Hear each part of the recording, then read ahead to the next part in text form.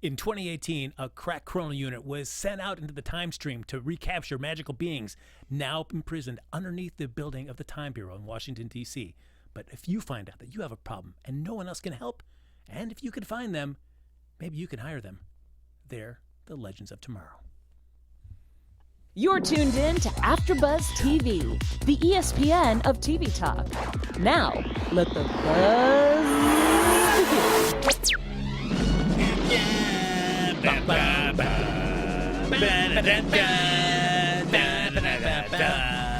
We're to talk A-Team. That's right. Welcome to the A-Team After Show, everybody. Just kidding. The timeline hasn't changed that much. Welcome, everybody, to the Legends of Tomorrow After Show. We're breaking down every episode that's happening on the CW this season, airing Monday nights. I'm one of your hosts, and the way less talented, way less adorable, Frank Moran.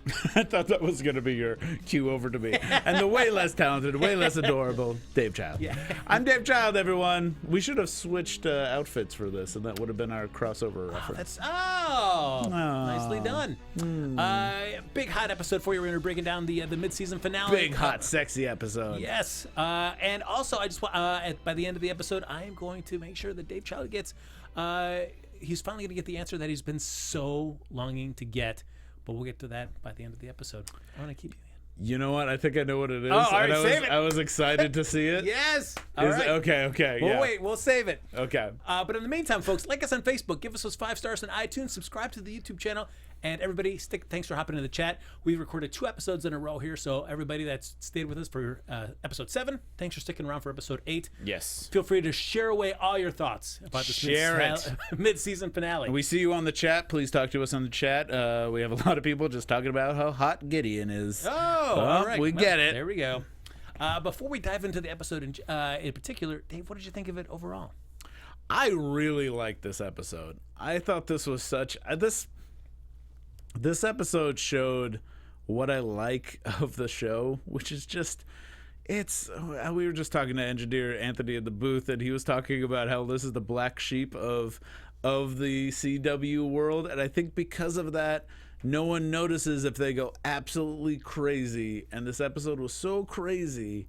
I love the idea of someone trying to tune into this episode because they think it's maybe part of the crossover, and they see how crazy it just gets. Yes. And it's just so funny. It's a comedy, and it's with superheroes, and it's just nice that they embrace that, like, totally. I will say that I enjoyed this, but I also have 2 minds of this, because I also kind of equate this to, say, the X-Files. And go with me for a second here. X-Files, long mythology for that show, but built around 2 solid characters. You know who they are. Yeah. And you watch them through the course of their journeys through various seasons, pursuing, either trying to prove that there's something out there, or maybe a bit more of a skeptic about what's out there. But you know who these characters are. And then you get the occasional Darren Morgan episodes, which like to poke fun at the universe and the show itself and the characters. But what I liked about the Darren Morgan episodes is that even though they're poking fun, you might see the characters act a little kooky, a little bit more outside the box than when you normally see them on a regular Monster of the Week episode, or maybe even a mythology episode. There's still that little bit of heart that comes in at the end that makes you think, like, wow, even though they're kind of poking fun at the show itself, they still understand what makes it work, and they understand these characters, and they wrap it up in a bow. And so my point about bringing it here to Legends is that I enjoyed them having a lot of fun with stuff, but I also thought it wasn't true to the characters. In a sense, given the various time changes that they encounter. Right. I felt like... And it changes them dramatically. Yes. And I felt it wasn't true to the characters.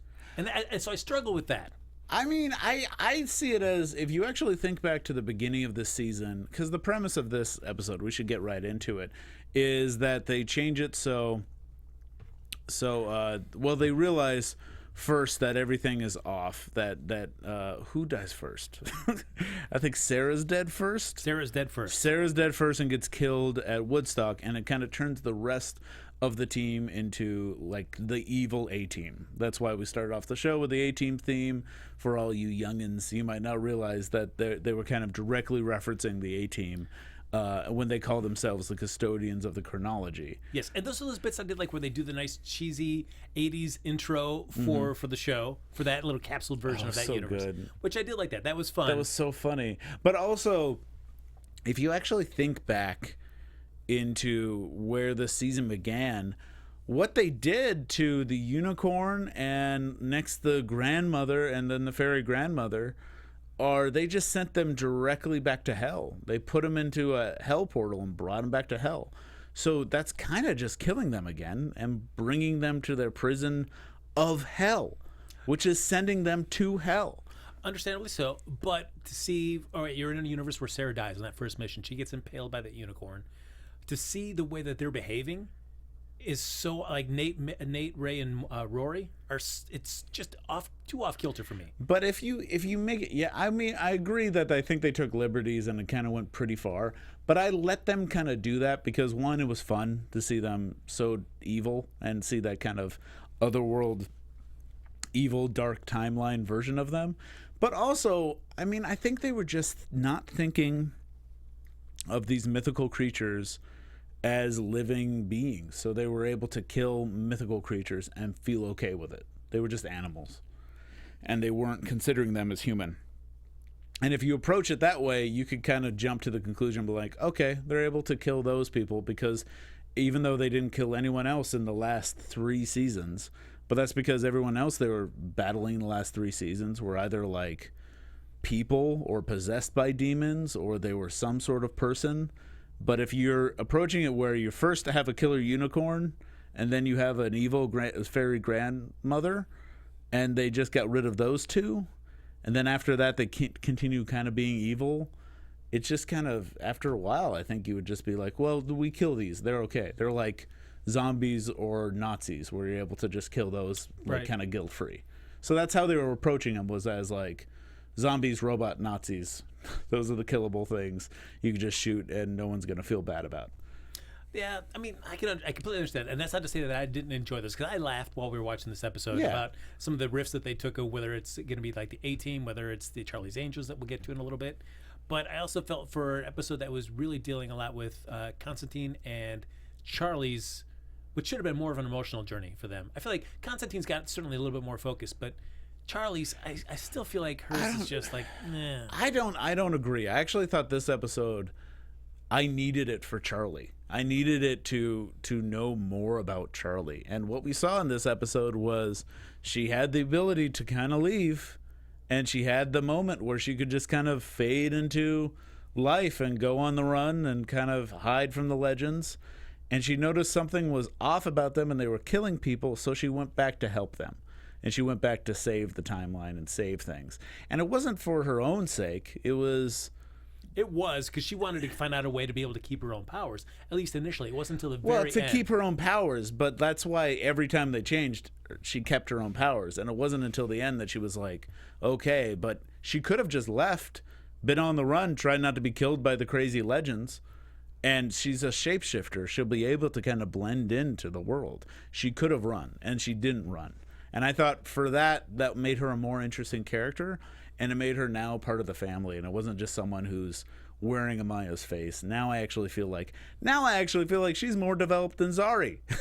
I feel like Zari has a problem with development, but I feel like Charlie, I pretty much know who she is and what she likes to do, and I kind of believe in her more because of this episode.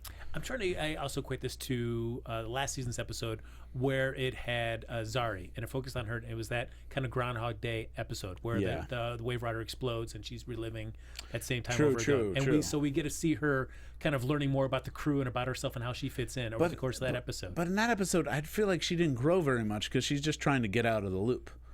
And in this one, I felt like it wasn't the same thing because Charlie could have left at any point. So I don't know. Okay, that's why it kind of grew on me. And also, I'm a fan for gags, and they had some great gags in this one. I will not dispute that at all. Yeah, for sure, some nice gags. So Charlie, though, she wants to just dump Zari. Like, I gotta go, and if I'm going anywhere, I'm going to 1962 Vegas. Yeah. Because that's so where you'll figure out how to not be a cat eventually. Yeah, see, right there, it's just like, okay, the selfishness of that character, which, I mean, I guess if you got your powers It's okay back, in the beginning of the episode, as long as it doesn't end with that, which it doesn't. It doesn't. But we finally get to see this leprechaun that's been much talked about so far this season. Yeah, but oh boy, did he have a bad accent. I'm sorry. Like, I love this episode, and I love this show, but you did not cast someone who could do a good Irish accent. He was just doing the Lucky Charms, like the basics of the whole thing, which sometimes happens in the show. At least it seemed to be, for some reason, I guess the Leprechaun films, despite the delightful and adorable Leprechaun from the Lucky Charms cereal commercials. More often, if you think of leprechauns, you're thinking of the horror movie. So you're thinking, oh, there's always a nefarious purpose to the leprechauns now. But this one, it just seemed like, hey, I just want to hang out in Vegas and maybe help people win. Make people get lucky. Yeah. But of course, he gets killed by her boys. And she follows him back to 2018 and hooks up with Constantine, who's been imprisoned because he's broke the timeline. Yeah, because he's suspected of breaking the timeline. They're not quite sure how or why, but also he's kind of gone insane because he has the two separate timelines in his head, and he's kind of like can't get his memory straight. So I thought that was interesting too. I like that he's damned if you do, damned if you don't, because now he's still a tortured soul because he remembers everything, even though he kind of fixed it all or tried to fix it all. So and they do get an extra bit of help from Mona, who says, "Oh, hey, yeah." I like how she's like, oh, you know what? If I could be a calico cat, you know what? Do it. I'm ready. I love Mona. Mona's a great new character who keeps growing on me. She's good. Because she's just, well, and we've talked about this before, where Gary can be... By the way, there's just in the chat, Seb Ross says, it's fine. Leprechauns don't sound like real Irish people. Okay. I will accept that. But Mona has that she goes to the ditzy of sorts, but adorable and still smart, where Gary kind of be ditzy, but can kind of be at some insane smile and irritating at points. I also like the reference of like, just ignore this insane smile. It was also nice to see the Gary, the actor who plays Gary, be a different type of Gary, be a bit more together Gary. Yes, that was he did a good job of pulling that off. I like that. That was nice. So they do find Ava though, who is dealing with Sarah's death by dyeing your hair black and diving deep into those Indigo girls. Right, Indigo girls. Oh boy, hitting all of the stereotypes, but go for it. Just go for it. I gotta admit, I haven't really listened to a lot of Indigo girls. No, they're specifically for one type of person. That's not true. A lot of people are fans of the Indigo Girls, and they actually have some good songs. I've listened to enough VH1 in my day to hit an Indigo Girl every now and then. But it is interesting that the way that Ava decides to deal with the grief of losing a loved one is like, I gotta dye my hair black. That's what I gotta do. I also like that she's like, I gotta dye my hair black. I gotta listen to Indigo Girls. This is what a sad lesbian does. That's right. And that's what you do. And then she... gotta get sweated up. I also like how immediately when she's like, oh, good. Oh, I know I could save her. And just like, I like Indigo Girls, but it shouldn't be a way of life. I thought that was good. But unfair to the Indigo Girls, because they have some happy songs. I've heard some good happy songs. We do find out that they are able to escape and go back and try to save that, but we also leave 2018 initially in a horrible state because the remaining legends have all killed each other in the escape. Yeah, jeez. That was it. Everybody died. Everybody died. Why Nate just didn't steal up that whole time in there, I'll never know. Dude, man. Just steal up. Maybe in that timeline, when they face like the fairy godmother or something, she took his ability to steal up away.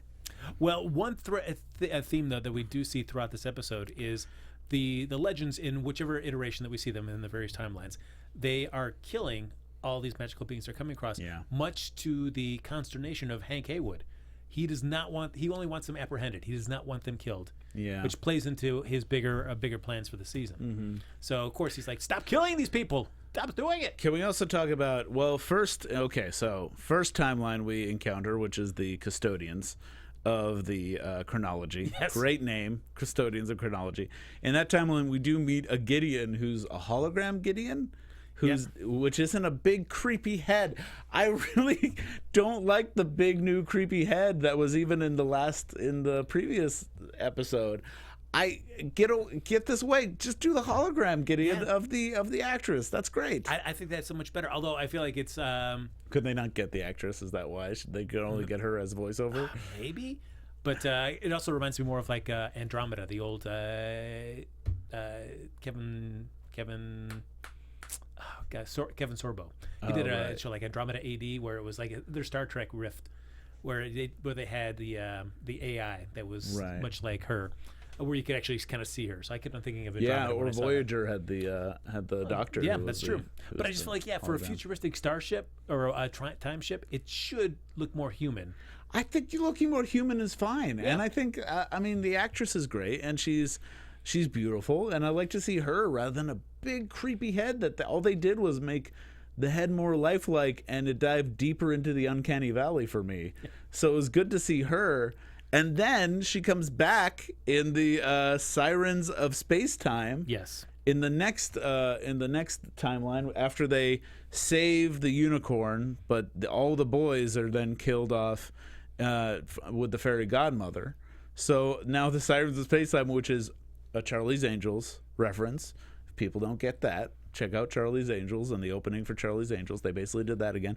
It did take me a while to go like, okay, there's Ava and Sarah, but who's that third woman? And then it turned out to be Gideon. That's right. So, but we don't really know why. We don't really know how Gideon was able to be in a body, unless we're just kind of assuming it's an android of Gideon or something. Yep. Or like, I guess the doctor from Voyager, kind of like a hard light kind of thing, maybe. Maybe it'd be a very hard light, because the Gideon was kicking butt and taking names as hard drive. That's hard. I will ask. Say the writers, as they're coming across this episode, they just had this idea for Gideon. I think, oh my God, that is cool to have her a little bit more part of the cast. Would you want to see Gideon like something like this on a regular basis? I would like to see Gideon as the hologram Gideon, because I think she brings in some good jokes every now and then, and I think they could do some good hologram jokes. I think I don't know, I feel like her coming in and kicking butt would be great, but maybe they can save that for special occasions. And I feel like we already have some really butt-kicking characters on the ship. I don't know what she would add to it. So I think hologram would add more. Again, as much as I enjoy the good Charlie's Angels riff, it's great. But again, it goes back to the personalities, where it's like Sarah has lost 3 people that she clearly cares about under her watch. Is she just going to be just so like, I'm gonna walk sachet in unison with my 2 other cohorts? Dude, I don't care. I don't know. It was a fun episode. I'm struggling. Also, I think she just became an assassin. That's all. Like she became an assassin, like she was trained to be, and she brought her girls along with it. And also, by the way, I love in the chat, Luna Malfoy 7 says, "Take me to the lesbian universe," which I love. Yeah, but it's and Ivan on the chat says the actress that plays Gideon is a series regular, which I know she is, and I agree, which is why it's great to see her face, and I want to see her face more. Yeah. Anyways, but that was just so fun. And then the third version of it, the third opening kind of that we come across, is DC's Puppets of Tomorrow. Yeah, I got puppets, everybody. We find out that it is because while we stop the fairy godmother from killing Mick, Nate, and Ray, the fairy godmother decides to bond on to Mick. Yeah, I love how Mick is always very close to just being a bad guy. I mean, he just turned them into puppets, and then he left and started robbing people with the fairy grandmother. His character. That's a character change that did not change that much. It just became like I would say Rory remained constant in every single version that we met. He just became, they let him loose and he was able to kill people without people around him saying nay. And I did it's like, oh yeah, we learned about the letter 3 and Napoleon. Yeah. And I want to drink, and let's sing the drinking song. Like, no, stop it. No. Stop it. No, by the way, I do like how there's more Garima in this episode and last episode. And something we missed from last episode and last thing is the Ava relationship with Rory. Yes, that's very true. Yeah, and that's the kind of conflict between the two. What I'd like to jump back into that real quick is that Sarah playing peacemaker between the two of them and saying, you're the woman I love, and you're someone I care about. You're one of my closest friends, like somebody I care about deeply. I need the two of you to be able to work this out. Right. Because neither of you are going anywhere, so you got to find a way to make it work. Yeah. And of course, where we left at the end of last episode, of course, it doesn't go the way it doesn't go well. Rory's writing is insulted. Ava's cookies is insulted. She basically takes away Grima from him. Yes. Which, how can you do that? I know. He needs that. He needs that to write. I do like that. She's so badass. She just walks around the ship just on a regular basis. I need her. She's my muse. But you know what we need also, Dave Child? What do we need? We need to help all these fans of television shows, whether it's Legends of Tomorrow or Doctor Who, Game of Thrones, wide variety. All these things. Yes, we need to help them as a way to come together to be able to discuss the shows that they love, and that's what we do. How can we do it? But how can we do that? Well, here at AfterBuzz, our network produces after shows for nearly all their favorite TV shows. Get out of here! Dramas, reality TV, sci-fi, and more. No network works harder to serve you, the television fans. We've looked. Dave and I've looked. Yeah, and that's a lot of genres. That's a lot of genres to cover. That's where Dave and I were last week. We spent that time looking for other networks, and they don't exist. There's none. There's none. But we're asking for your help. We're asking that you please subscribe to one or more of our YouTube channels. And please. By doing that, there you go. That's a humble plea right there. Just please. YouTube will suggest other content from AfterBuzz that's tailor-made for you. So look at that. You're also gonna help AfterBuzz continue to grow. And if you're worried about those pesky notifications, I am worried about that. Don't be, Dave Child. Why not? They are optional. Holy buttholes. There you go. So hit that subscribe button now and let us know you did so in the comments. And when you do, Dave Child is going to start making Play-Doh sculptures. And he will make a Play-Doh sculpture of you as your favorite legend character and get them right to you. That is a lie, but I hope you do it. So for now, though, thanks for being the best fans around and for making us the ESPN of TV talk. There you go. Thank you. Yeah, all right. They also, some people in chat say it's a big deal. They said Legends of Tomorrow they called themselves the Legends of Tomorrow on the show, but they have been referencing themselves as legends for a long time. Yes. Which we have made fun of quite a bit because it's funny to be like, we're no heroes. We're just legends, which they keep saying. And of course, this is a crossover week for the DC hero shows. Yes. And so Flash, Arrow, and Supergirl are crossing over. The Legends, certainly because of the large cast, are and they wanted to focus on different things, or take a step out. So they kind of have their own kind of fun, crazy episode for this episode. Yeah, but I do have to say, I absolutely love the little nod towards that because they have a great moment where Gideon, back when they're the custodians of the chronology, which I still love that name so much. I actually would say that's a better name than Legends of Tomorrow. What? Really? No, I wouldn't. Anyways, just custodians of the chronology. It just sounds so cool. Anyways, but when they asked them, just said like, "Oh, we got a call from Flash, Arrow, and Supergirl," and then they just have Ray being like, "Oh, sounds like the annual crossover." Hard pass. Great reference. You just that wasn't even. Nope. That wasn't even like a real world version of that. It just sounded like such a meta joke that they just dived into. So good. So good. So while they're trying desperately, Constantine and Charlie, to fix this timeline, they're trying to do everything. They're kind of patching it up along the way because the only other alternative, as Zara keeps saying, is you got to go back to New Orleans and you got to let Des die. You have to reset the timeline at that point. You can't try to just make it up along the way. No, and they've tried their best to redo it. And you also see, even when they get it, I like the montage of just like, that person's died, Gary died. Okay, this person died. And then when it seems like, oh, no one has died, you still have John Constantine like going insane, having seizures, falling over, bleeding from the nose. It's not good. He's in not good shape. Yeah, and so we do get a nice little Back to the Future 2 moment there where Constantine does go back into last week's episode and try to repair everything that he kind of messed up with Des. So we do get to see the breakup scene happen, but then he's just waiting outside to catch Des and say, whoa, hold on. Don't be so rushed. Yeah. Yes. And I was thinking, like, is this really how he's going to solve it? Like, he's just going to listen, I know I've been the most wishy-washy person ever in the history of time today, but let me explain why, and they're going to get together and everything's going to be fine. But I am glad he brought out the Men in Black flasher thing, which they've set up in previous episodes. Yes. It was a good save, and that's why I actually thought this was a good time travel episode. Also, by the way, as I'm also on the Doctor Who panel, And I've referenced Doctor Who quite a bit. Even the first season, I was angering a lot of people by saying that it just seemed like a Doctor Who spin-off, this show.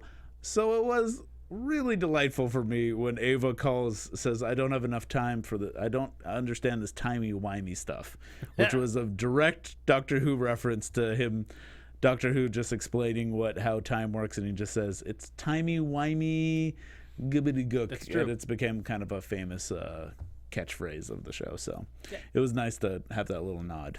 And even I will throw out another Back to the Future moment too, because it's not just enough to say they're back together. You gotta wait for the kiss. The kiss is what seals the deal. The kiss is what seals the deal. And that's what happens this time. Des and John kiss. Timeline is restored. Yeah. And Zara realizes that the reason that all these timelines have failed is because, as you were saying earlier, she hasn't been part of the Legends team. She wasn't in London. You're saying Charlie. Charlie, I'm sorry. Charlie, Charlie wasn't in London. Legends never went to London. Yeah. Because Constantine wasn't there. Which but they never that met Charlie. logic actually works. This is actually a well-written season, and I'm really kind of proud of this season because previous seasons they've kind of backed themselves into a corner writing-wise, and they kind of have to explain things that don't quite make sense. This actually works. It is Constantine's idea to go to that punk era of the UK at that time. Mm-hmm. So it actually, it all works to have, when he's not part of it, you won't have Charlie and you won't have that side of it. So it was good. Yeah, and we reset the timeline. We get to go back to the scene there with Martin Stein Puppet as it's incapacitated. But as we teased a little bit in the previous episode, we don't go back to the Time Bureau. So we have no idea what happened to Mona.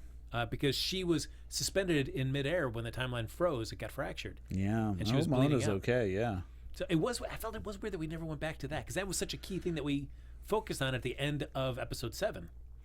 Yeah, that's true. I guess they had a lot to cover, and maybe they had to cut the scene or something. And maybe we'll find out. Maybe we're not done with the Cope either, because we do find out that the Cope did escape. Because there is a little reference with Henry on the phone and saying the Cope escaped. So maybe we're going to find that the Cope is nursing Mona back to life. Oh, maybe. So that Beauty and the Beast scenario might not be quite over yet. We do find out, though, as Hank hangs up for that phone call. He's out on the golf course, and then just mentions to his golfing buddy, like, oh, sorry about that. And it turns out, holy cow, it's Des. What? We couldn't expect that. But then they do the most horrible thing to signify, it's really Des bound to Neuron, So he does this kind of like... He has a beehive face. What was that? Suddenly become... I mean, here's the thing. The obvious choice is to have the Thriller, my eyes are demon moment, Yes. Like, my eyes are have that, and have something flash in their eyes. I know it's a cliche, but I kind of wish they did that instead of the beehive face. Because it was just too much. It was too much. I understand why they did it, and I wish they thought of maybe another effect they could do, but it was just because they needed to have a flash of him being a demon, and they wanted to do something a little different than just eyes. I mean, even if they wanted to go to a Buffy the Vampire Angel kind of route, where when they vamp out, the kind of face alters slightly. If they would have done that, maybe that would have been enough for me, or I would have been happy with just the eyes. That bee face was just so what is this? I think they wanted to have a scary demon that isn't just the type of demon that's on a van like the last season. So they wanted to make it a little different. I guess. I mean, a Neuron, at least in the comics, his first appearance, it's more of just kind of like a pasty white skin and blonde flowing hair. Yeah. Maybe you could have done something in that realm. I don't know, but something happens with his hair or something. It has to happen on the face when he's turned away from, yes. So they need to figure out something that was kind of there. Beehive face, my worst choice. Oh, ways to go. And this is interesting. I've been saying a few good things on the chat. One is, I didn't notice this. In the SOS timeline, Gideon had Rip's guns. He was specifically using Rip's guns, which is kind of cool. But also, the actor already had glowing eyes in Supernatural.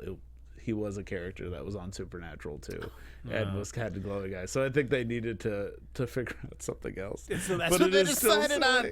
I would have rather had glowing nostrils or like a little demon like waves out of his ear for something. Or, Billy G Girl 24 in the chat says the face is better.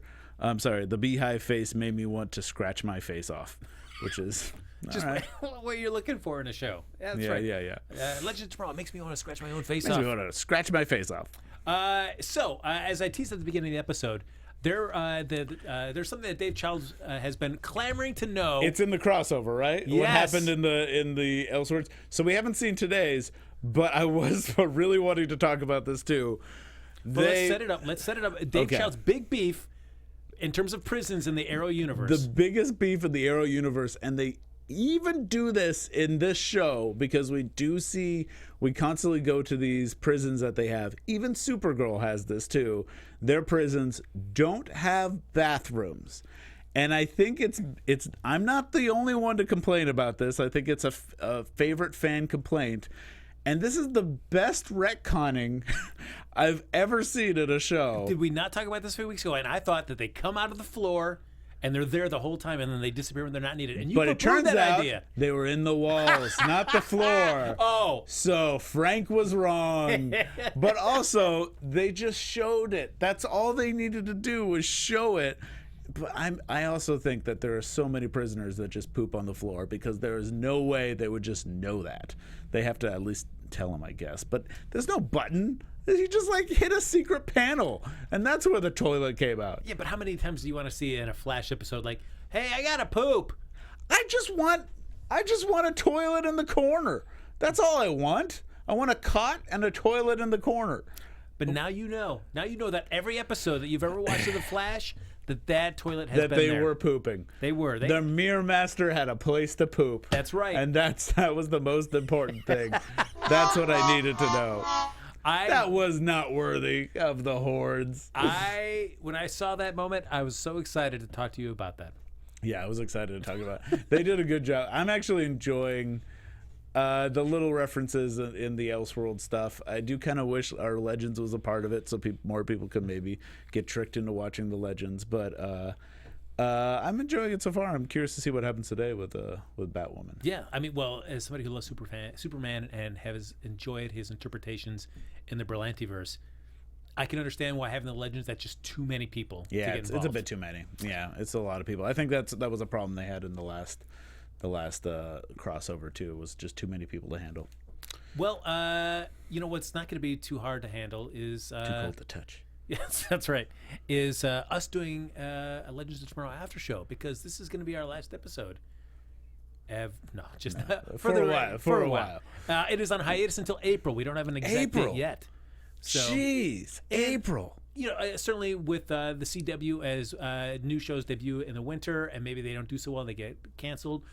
The timeline the return date might get moved and shifted around. You never know. But as of right now, it is an April return date. So this will be our last episode until that time. If we come up sooner, of course, we're going to tweet it out and let you folks know. Right. Well, thank God it's not Doctor Who, which is coming back in 2020. Oof, yeah. So I think I'm grateful for April just for that sake. But tell all your friends to watch Legends, because I think out of all of them, even though I think it's it's silly, goofy, but you gotta accept it. You gotta love it. It's a lot better. Yeah, and I think people will enjoy it. But ratings-wise, it is in the fourth place of these shows. Yeah, it's pretty low. It's the black sheep of the group, and I actually think it's the best one. So keep watching, because we need those viewers numbers on there. Otherwise, we might not get a season 5, which would be a shame.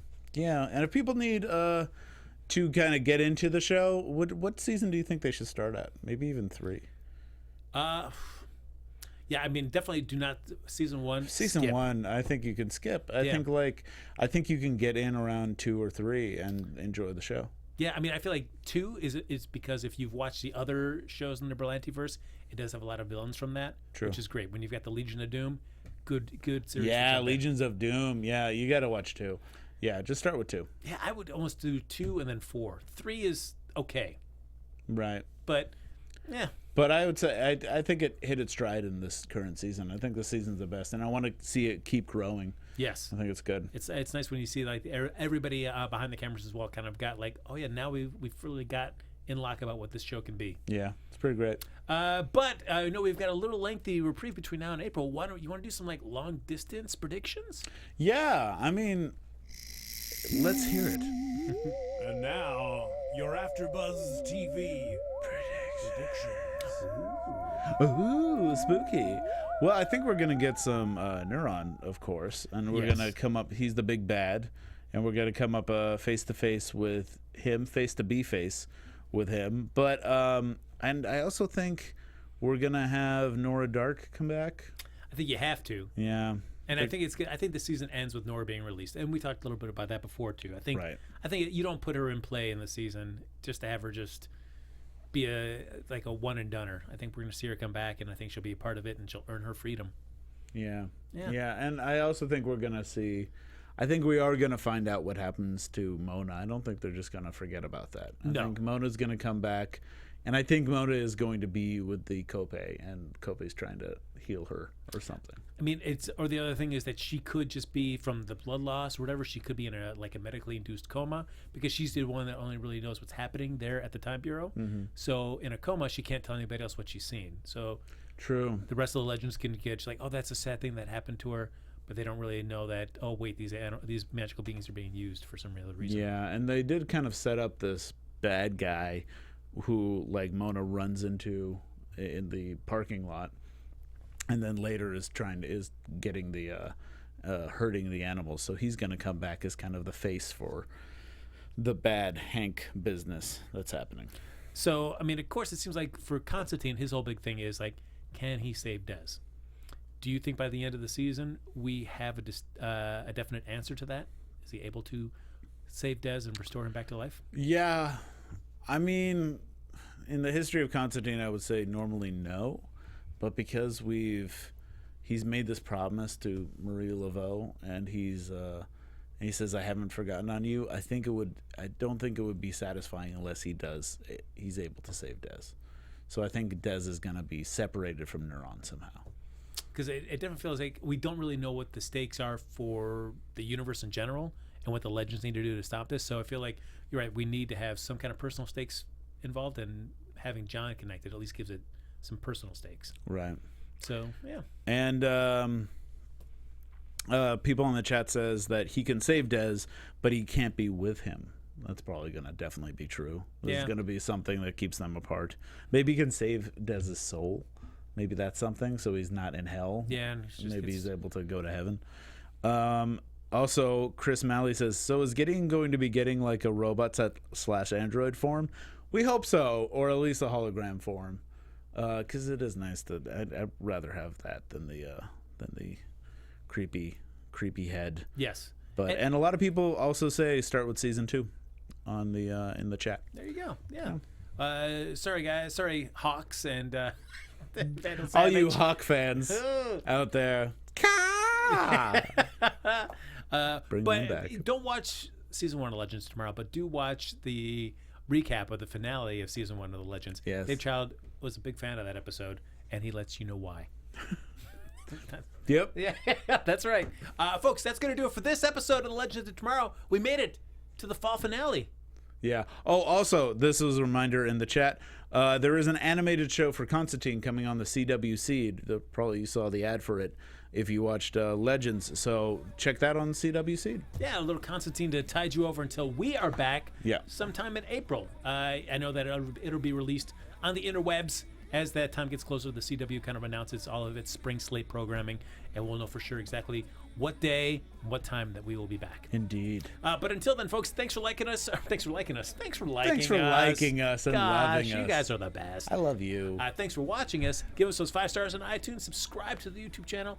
And everybody, thank you for hopping in the chat. Dave Child was incredibly entertained. It was great. By all your thoughtful and hilarious comments. It was good. I love you all. That's true. And you can find me at mrdavechild on Twitter or Instagram and davechild.com because I am Dave Child. And if you happen to be in the Los Angeles area on Wednesday night, Dave, what can they do? Oh, you can come see me at UCB. Thank you, Frank. Absolutely. I'll be there with my dance troupe. We're doing an all Christmas show dance where we'll be dancing to all different Christmas themes. Absolutely. This will be a fun show, 7 o'clock at UCB Sunset. Please stop by, get a ticket, do it. For sure. Liquid Feet is a show that you owe it to yourself. If you're anywhere near the LA surroundings, make the time to come. You won't be disappointed. Check it out. Follow me on Twitter and Instagram, folks, at HappyGoJackie. Everybody, thanks for joining us this evening as we recapped not one, but 2 episodes of Legends of Tomorrow. We did double duty because we love you, the Legends of Tomorrow viewers. We love you most of all. And our hearts will break until we're reunited sometime in April of 2019. Until then, folks, speed off. Happy holidays. Bebo bless us, everyone. Our founder, Kevin Undergaro, Phil Fedak, and me, Maria Menounos, would like to thank you for tuning in to AfterBuzz TV. Remember, we're not just the first, we're the biggest in the world, and we're the only destination for all your favorite TV shows. Whatever you crave, we've got it. So go to AfterBuzzTV.com and check out our lineup. Buzz you later. The views expressed herein are those of the hosts only and do not necessarily reflect the views of AfterBuzz TV or its owners or principals.